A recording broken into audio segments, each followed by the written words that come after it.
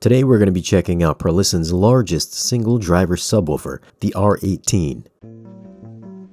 Before we get into the video, I want to take a minute to thank today's sponsor, LG. We all want our movies to look as good or better than they do at the theaters, and with an LG OLED, it'll look better. OLED pixels emit their own light for perfect black levels with shadow details you've probably been missing out on with a conventional LCD LED TV. They've got infinite contrast and can produce a billion rich colors. You can get them in 4K resolution, or if you want the crispiest, sharpest image possible with over 33 million pixels, an LG 8K OLED will deliver a truly outstanding cinematic experience. To simplify your movie watching, LG Smart WebOS TV has all the major content streaming apps and will be upgraded for years to come, giving you updated performance for up to 5 years. All of this performance is handled by LG's powerful AI processing to give you the best smart features and the ultimate 4K and 8K video and audio quality. From 42 inches up to 97 inches, there is an LG OLED for everyone. If you're interested in grabbing an LG TV, you can find links down below in this video's description. And thank you to LG for sponsoring today's video. Now let's take a closer look at the R18. This is Perlisten's first 18-inch subwoofer in a fairly manageable enclosure. It measures 24.3 inches wide by 22.4 inches in height by 22.6 inches deep, and it weighs a hefty 126 pounds. It comes in a very home theater friendly satin black finish, which will keep the reflections down to a minimum and will also avoid fingerprints and micro scratches. Up front, you'll find the 18-inch glass fiber composite driver, which gives the subwoofer a frequency response of 25 to 288 Hz in small room mode, 20 to 288 Hz in THX mode, and down to 16 Hz in large room mode, and it is powered by their new 1000 watt RMS amplifier. On the back, you'll find a service port, a trigger, unbalanced RCA ins and outs, balanced XLR ins and outs, and the main power switch. Up top is a 2.4-inch capacitive touchscreen that'll let you control the R18's functions, or you can use Perlisten Subwoofer app for both iOS and Android. For placement, I've got one sub behind my screen in the front left corner and the other in the opposite right rear corner.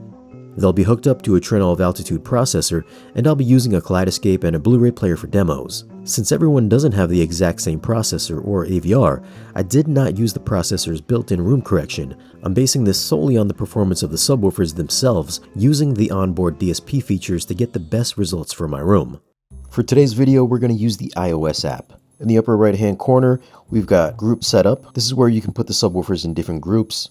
You can also give it a rename. There's languages, the about page, app version. Back on the main page, you can select your group that you want to control. You have a master volume from a -20 up to a +12. Then here on the bottom half, you can control each subwoofer individually. Here's where you'll find the EQ mode. We've got THX, big room, and small room. You can adjust the trim from a -3 up to a +3. Under crossover, we've got low pass filter. You can turn that on or off. There's 4 slope options from 6 dB up to 24 dB, and you can adjust the frequency from 30 Hz up to 160 Hz. There's an adjustable phase from 0 up to 270 degrees, time delay from 0 milliseconds up to 100 milliseconds, and you can inverse the polarity as well. The next section is the PEQ. There are 3 memory banks with 9 adjustable bands. You can change the frequency response from 16 Hz up to 100 Hz, Q from 30 to 20, and then the gain from -20 up to +3 dB. You can also copy a PEQ setting from memory over to a second memory bank.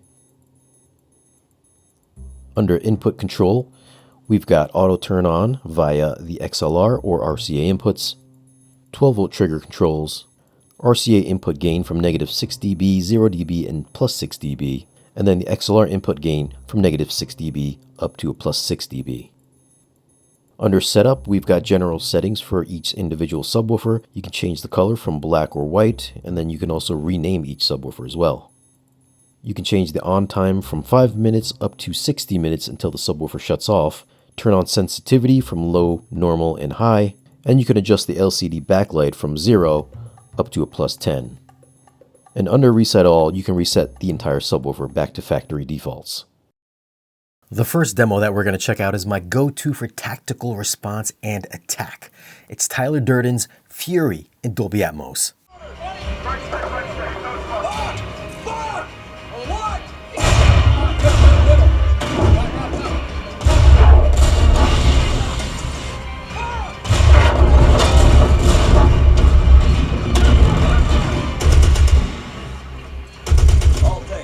in that tree line. Let's light him up. I already know. You're gonna ask me which one's better, the D215 or the R18. Well, to be fair, I had a single D215 in my old theater, whereas in my new theater, I've got two R18s.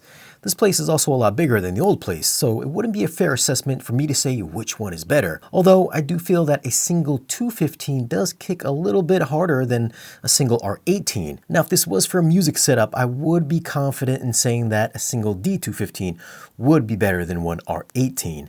I mean, it does cost twice as much, so it should be better, and I think it is. With that said, two R18s still pack a massive, massive wallop. The speed and body slamming tactility is ferocious and seemed as nimble as Perlisten's smaller R210s, which is their dual 10-inch sub. Mix that with the extension of an 18-incher, and you're gonna feel the vibrations of each tank rumbling through your home theater. I don't see shit. Got it. It's been a while since I've had some capable 18-inchers with extended reach. And what better demo to pop on to see how low they can go than the wormhole in Interstellar.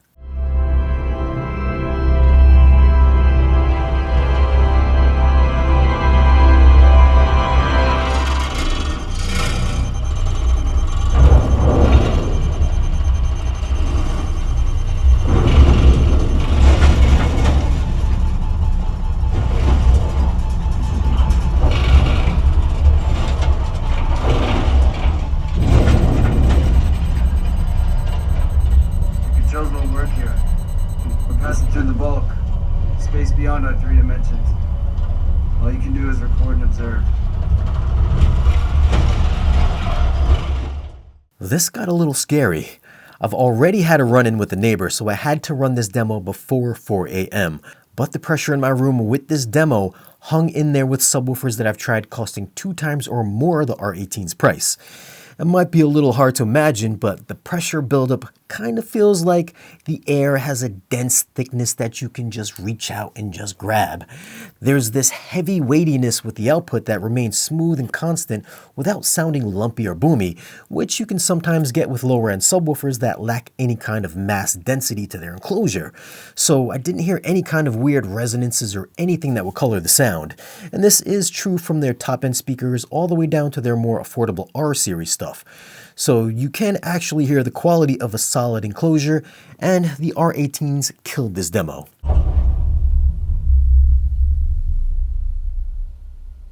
Another one of my favorites is Underwater. It's got a DTS mix, has a great mixture of bombastic explosions, rapid fire hits, and a sweet little bass drop.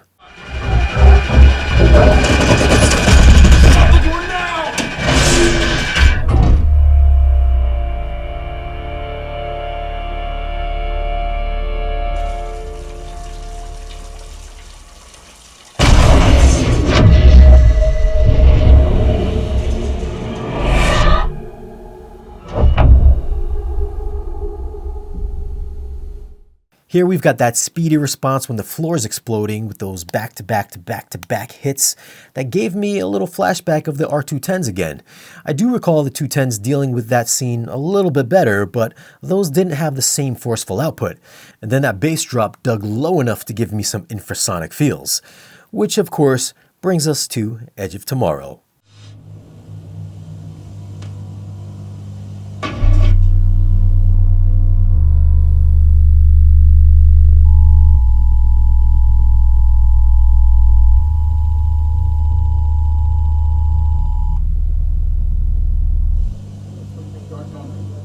I'm not sure if we're even on the air. This is... Any weird noises that you might have heard in that demo was not from the subwoofers. I now know that I've got to secure my screen wall better because it felt like it was gonna collapse to pieces. Now I could feel the infrasonics in my space, which can give you that hair-raising feeling on your arms. But in this demo, you're always gonna want to go louder, which can be a detriment to your subwoofer, especially if there's no limiters in place to keep them from blowing up. I could tell the louder that I turned up the volume, the more that they didn't want to go anymore, which is a good thing because these are expensive subs and you don't want to accidentally break something. Did they pass the Tom Cruise test? Yes, they did. Now, I did take a few measurements in my place. Keep in mind that these are the responses I got in my room, and they will certainly be different than yours. I took a measurement of each sub separately first. You can see that I've got a pretty nasty dip between 60 and 70 Hz. Here I've got both subwoofers combined, which did even things out a bit. And by using the built-in PEQ, I was able to get a flatter response up to 60 Hz, which is where I have my crossover set. At the time of this video, a single Perlisten R18 is selling for $5,000. When I heard that they were coming out with an 18-inch subwoofer, the first thing that I thought of was, where is the dual 18-inch version? No, but really, these performed as expected. I still think the D215 is the better all-around sub, but for half the price, I personally would go myself with dual R18s over one D215. But if you've got the spare change, dual 215s all the way. But these are some awesome home theater subs that are extremely tactile with fantastic low-end extension. No, these are not going to do 5 Hz at 150 dB, at least not two of them. But like Perlisten's other subs that I've tried, you've got a combination of top-tier build quality, the best subwoofer DSP in the business, and LFE quality that only Perlisten can beat themselves. If I didn't always have different subwoofers coming through my theater, I would definitely own these ones. They sound great and look even better in satin black. Now, if you want to grab yourself a pair of R18s, hit up the guys at Dream Media. They've got every Perlisten product ready to go. Well, what are your thoughts on the Perlisten R18? Have you heard any of their subs, and what do you think of their quality? Leave a comment and let me know. Thanks for watching, subscribe if you haven't already, and I'll see you in the next video.